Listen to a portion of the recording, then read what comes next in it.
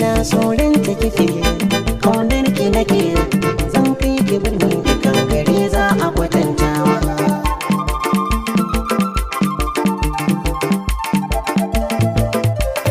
Dan mai garin mu kake, dan birni kake, a cikin kunar sawaye tudun dafawa.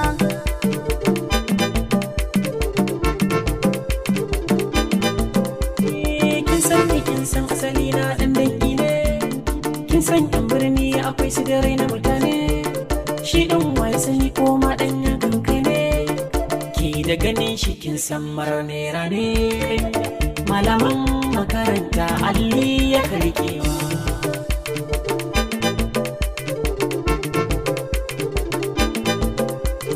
Kar da kare na kakan na malami ka sani komai tushensa ilimi.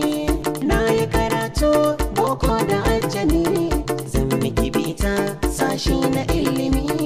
Kai magana ta hankali ta shiga raina, shi ilimi aiki da shi na hana barna, su kuma kuɗi sunan su masu gidan rana.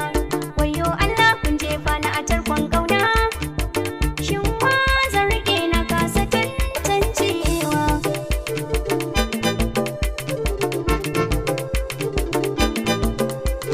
Ki zo na kai ki birni ki samu ilimi. A'a ki tsaya watakila au baffan mahakimi.